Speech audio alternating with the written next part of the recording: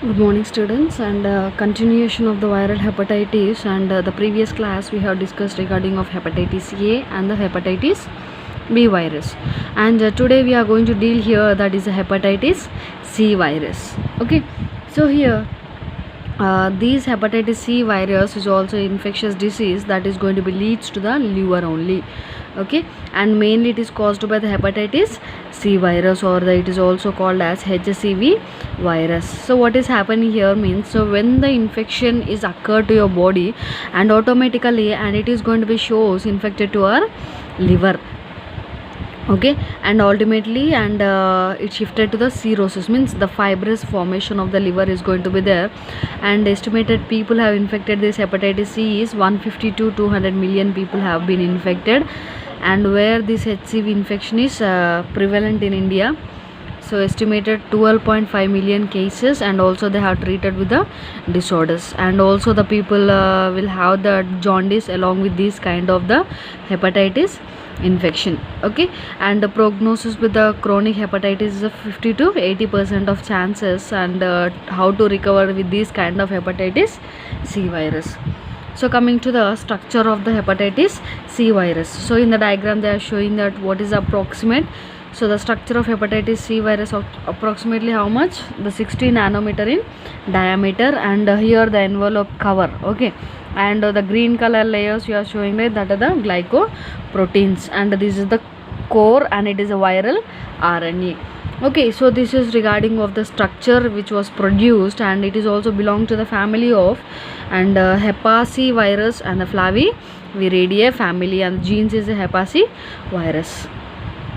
So half-life means, so once the these hepatic C virus is infected to the particle, the half-life means the digestive period. Okay, and within 3 hours, or the maybe it may be shorter period, within 45 minutes the virus particle is going to be affected and dissolved in your serum, and after dissolving, and it is going to be replicates in your lymphocytes. Okay, and replicates in the liver, and from the liver, and it is going to be transmitted through your blood system and the lymphatic system. It is going to be transmit, and it is going to be shows the various infections. Okay, so that is the structure of the hepatic virus. And incubation period we can see that is a 42, so 120 days of incubation period. You can see the mode of transmission is intravenous drug use, means direct drugs. Okay, like for example directly they are inducing with the drugs. Okay, the person who are infected with the hepatic C virus, and the same syringe if you are using, so that is the main pattern of transmission of infection. Okay, and healthcare exposures, like for example like the people healthcare professions means the doctors, nurse, and who are the healthcare professions are there, and they are directly contact with our blood transfusions and transfusion of blood products and organ transplantations. Okay, so these are the high risk of transmission of infection. And the hemodialysis, so hemodialysis means dialysis process, purifying of the blood process, and they are transmitting the infection. And accidental injuries with the needles or sharps. Okay, especially for the nurses whenever they are training period, so they themselves will pricking to their fingers, right, so that process. And a sexual or the household exposure to the anti-hepatic C virus positive contact. Okay, and the person who are infected and infected person, if you are sexually contacted with that person, so directly you are transmitting of the infection. And multiple sexual partners, and the people who are having multiple sexual partners and will have the high risk chance of getting of this hepatic C virus. And vertical transmission, so vertical transmission means what, from the baby to mother, and they are going to transmit the infection. So mother to baby, and they are going to transmit the infection. And the diagnosis they are going to do, so they are going to detect out the ELISA test. So in the ELISA test they are going to detect out, and what are the antibodies. Okay, so how much of antibody appearance are there, so easily they can detect out. So in the acute phase, and at least it takes 4 weeks to diagnose these type of antibody test in the ELISA test.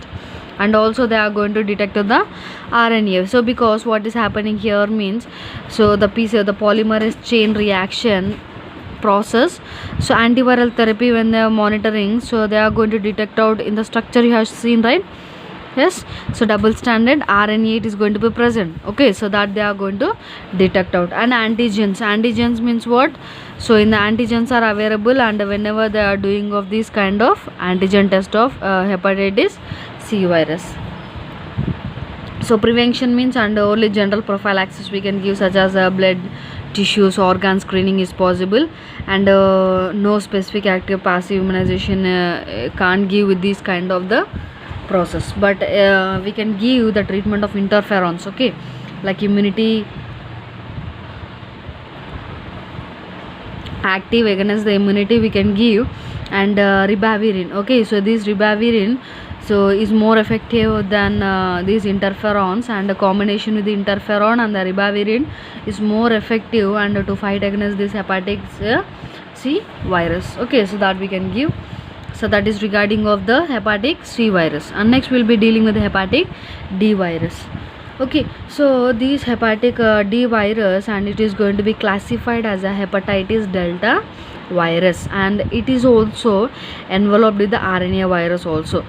Okay, so what is happening here means, so it is a subviral consideration of the satellite, means the hepatic B virus presence is there, automatically it is going to be activated with the hepatic D virus. Combination it will come, but singly it so once separately it is not going to be affected, and along with the presence of hepatic B virus only it is going to be affected. See here in the diagram they are showing, so how much of nanometer, so 35 to 40 nanometer inside, and the hepatic B antigen coat we can see here, means the detection of antigens. Okay, and the circular RNAs you are going to visualize, and the delta antigens. Okay, so this is the delta shaped antigens over the area you can see, and the RNA process you can see. Okay, so that is the structure, and nothing else but the satellite virus I have already said, right? So replicates only in the presence of hepatic B virus. Okay, in the presence of replication of hepatic B virus only, so it is going to be affected. Okay, so next incubation period we can see, that is a 2 to 12 weeks it will take, and the mode of transmission is a, so what are the transmission for the similar as the hepatitis B virus is sexual transmitted disease, right? So same transmission whatever I explained for the hepatitis B, so that is the same explained here in the hepatic D virus.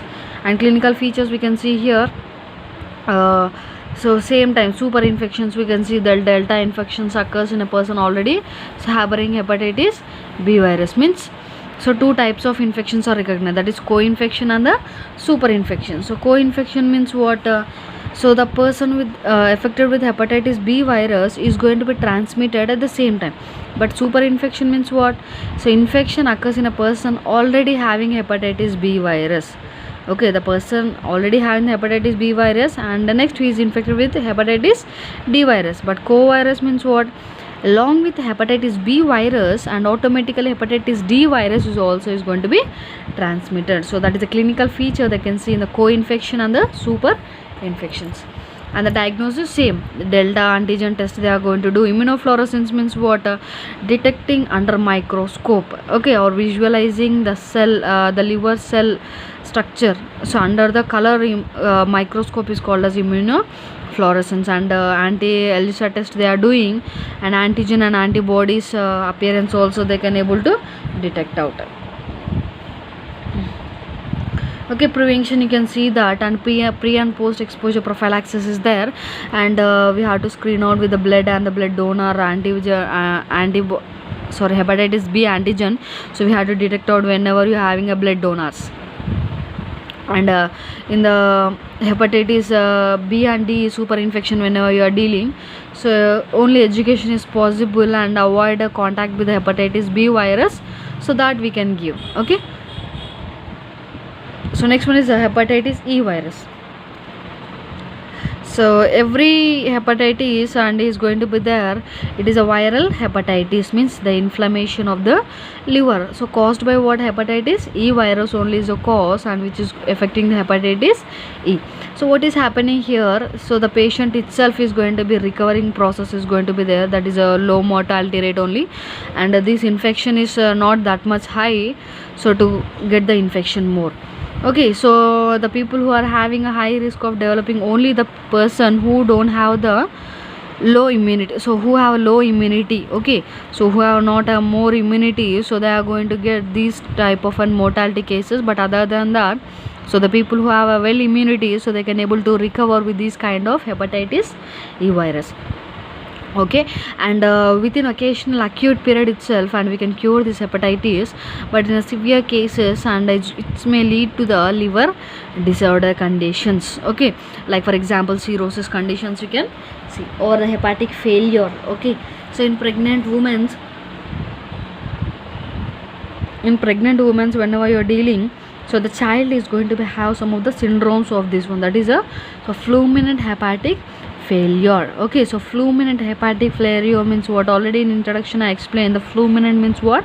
So the person affected with the fibrous formation. Okay, so that is called as a fulminant hepatic failure is going to be there in the clinical syndrome of pregnant women of hepatic E virus. Okay, and next one is signs and symptoms. Okay, in the signs and symptoms, it is going to be differentiated acute infection and the chronic infection. So in the acute infection, the incubation period will be takes place, that is a 3 to 8 weeks it will take, and the person is going to be included with the symptoms of jaundice, fatigue, nausea is going to be there, and easily so we can detect the viral RNA in the blood, stool, serum during the incubation period. And also we can detect out the HIV virus by the clinical symptoms, and so recovery lead to the virus clear from the body. So where how we'll say that so the virus is not detected means, and whenever you are doing a test, and we cannot detect, so the visualization of the IgM and IgG antibodies is going to be disappears, and the viral RNA is going to be disappears. So then we can make sure that, and this acute infection process. In the chronic means what? The organ transplantation is going to be leads. So mostly this chronic disease is it will occurs in a immunocompromised persons only. Okay, and with these chronic infection, and it's going to be lead to the cause of liver fibrosis or the cirrhosis formation. So it's called as a chronic infections.